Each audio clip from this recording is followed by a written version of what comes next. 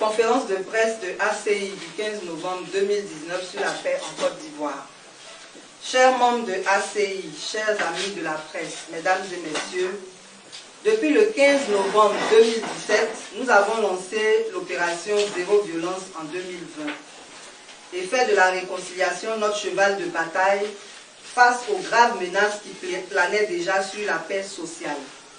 Aujourd'hui, c'est le 15 novembre, journée nationale de la paix, et il importe pour nous, après 2 ans d'activité, de faire le bilan de cette initiative et d'envisager de nouvelles perspectives.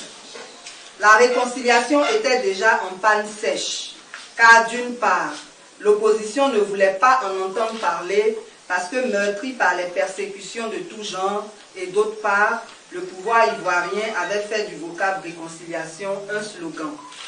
Or, une réconciliation ne se décrète pas, mais se traduit par des gestes et des actes forts. Cette conférence de presse est une conférence bilan sur la réconciliation, car nous sommes maintenant à 11 mois des élections, sans qu'un minimum n'ait été acquis pour des élections apaisées. Les dernières élections locales ont été très édifiantes pour avoir une idée de ce que pourrait être 2020.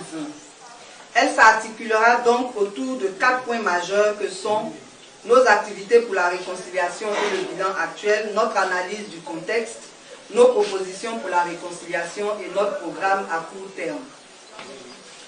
Nos activités pour la réconciliation. La réconciliation étant l'épine dorsale de la lutte que nous menons depuis 2017, le FORCI a mené 10 activités principales suivantes.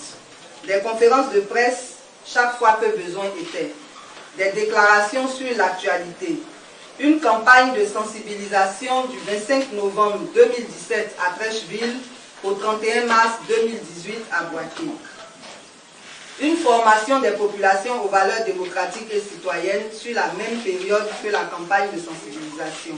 Une pétition pour une amnistie générale lancée le 25 janvier 2018. Un courrier au chef de l'État pour demander une amnistie générale. Un avant-projet de loi sur la réconciliation transmis à l'Assemblée nationale le 20 août 2018. Une proposition pour la réforme de la CEI en février 2019. Des démarches diplomatiques et enfin la création de plusieurs plateformes. Action pour la restauration de la dignité humaine, ARDH le 13 septembre 2018 pour accentuer la lutte sociale. Alternative citoyenne ivoirienne le 5 mars 2019 pour tous les problèmes d'intérêt général dont les élections apaisées en 2020.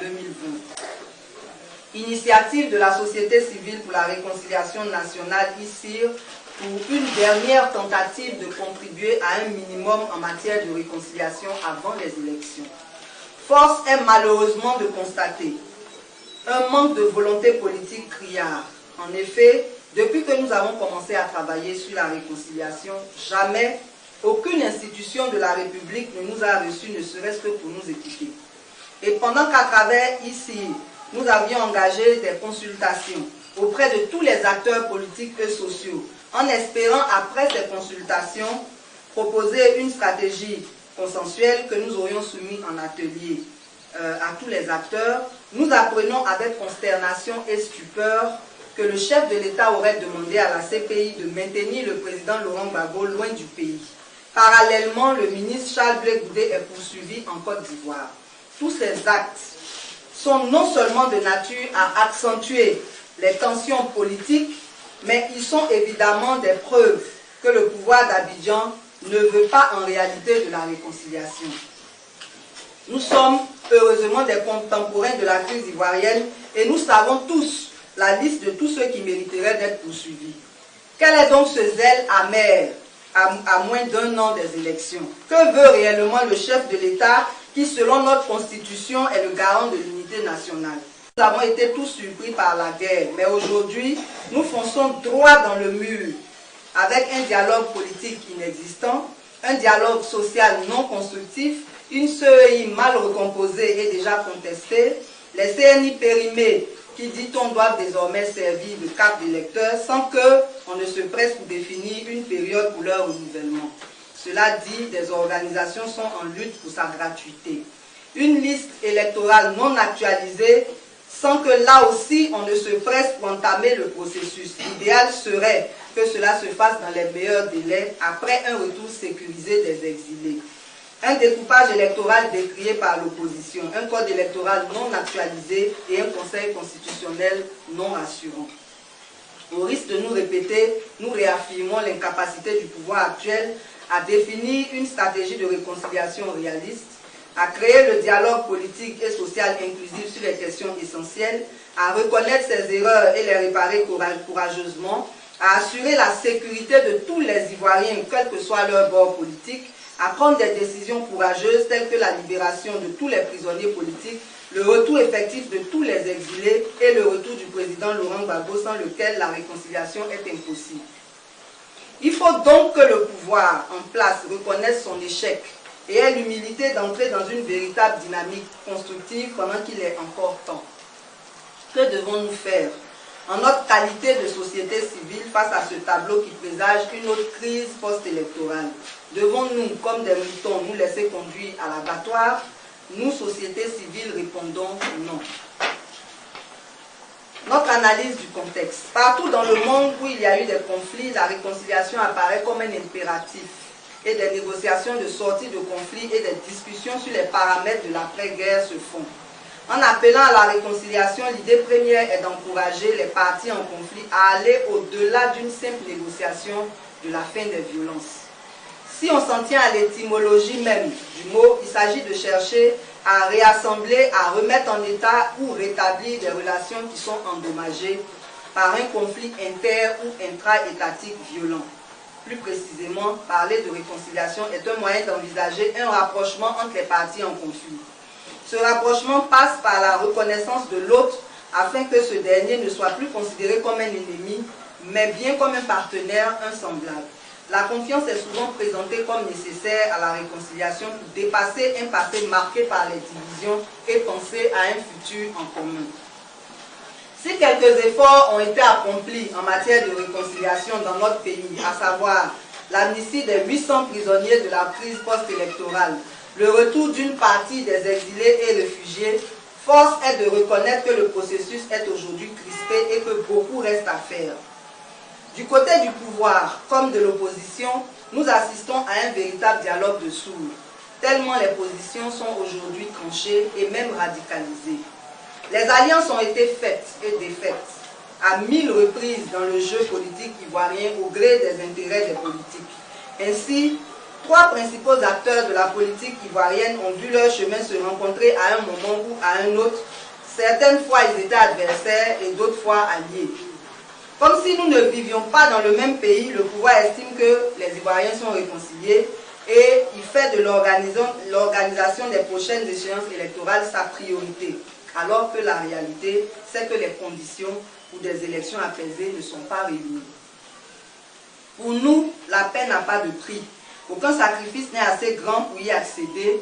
C'est au nom de ce principe que chacun de nous devrait faire des efforts pour préserver l'unité nationale.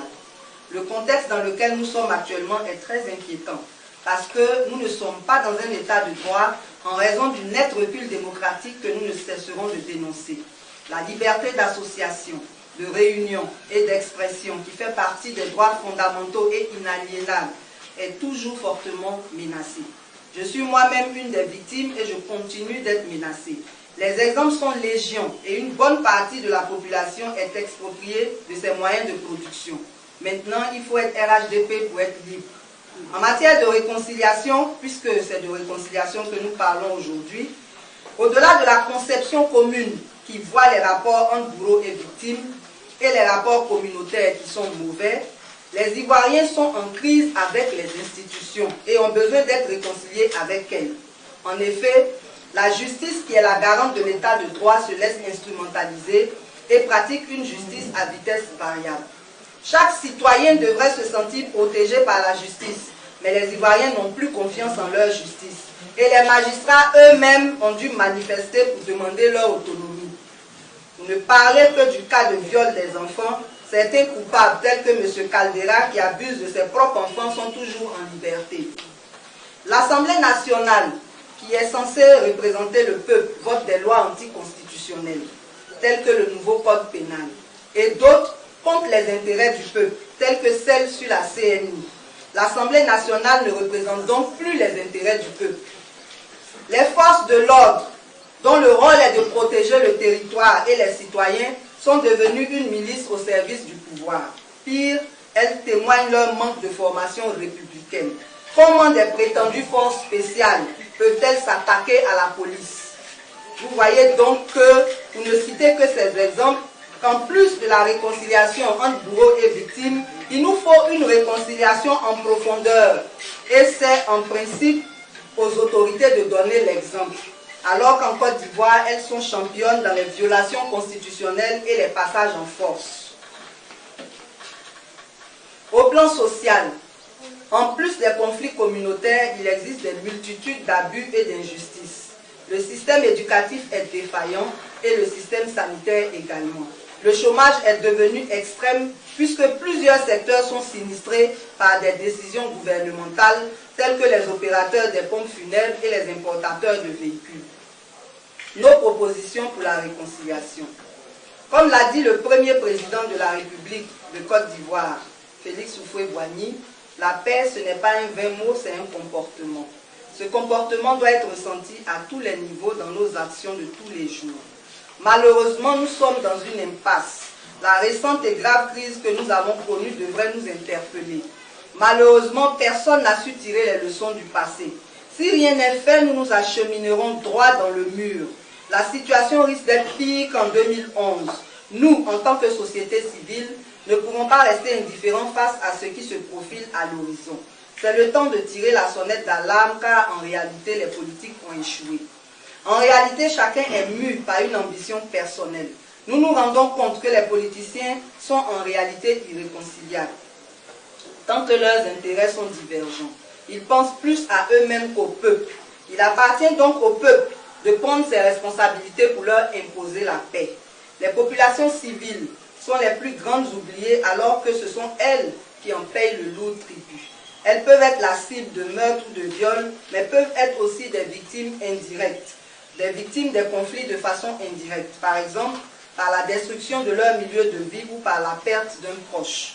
Pour ne plus faire le décompte macabre des morts, nous, populations civiles, devons prendre nos responsabilités. Dans toutes les régions du monde, bâtir la paix, c'est prendre le risque du dialogue, du compromis, de la reconstruction et de la confiance. C'est ce dont la Côte d'Ivoire a besoin. Étant donné que tous les politiques parlent de réconciliation sans proposer la façon d'y arriver concrètement, la société civile à travers ACI a décidé de prendre ses responsabilités. Nous avons deux propositions. La première consiste à proposer un dialogue inclusif entre toutes les composantes de la société ivoirienne afin de proposer des solutions consensuelles pour des élections apaisées et une paix durable dans notre pays. Cela fait 9 mois que ACI plaide pour ce dialogue en vain. C'est une concertation exigeante et transparente.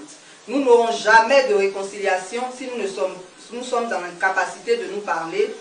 Et l'initiative de ce dialogue est de la responsabilité du chef de l'État qui, selon la Constitution, est le garant de l'unité nationale. On peut faire un minimum avant juin 2020 et aller aux élections.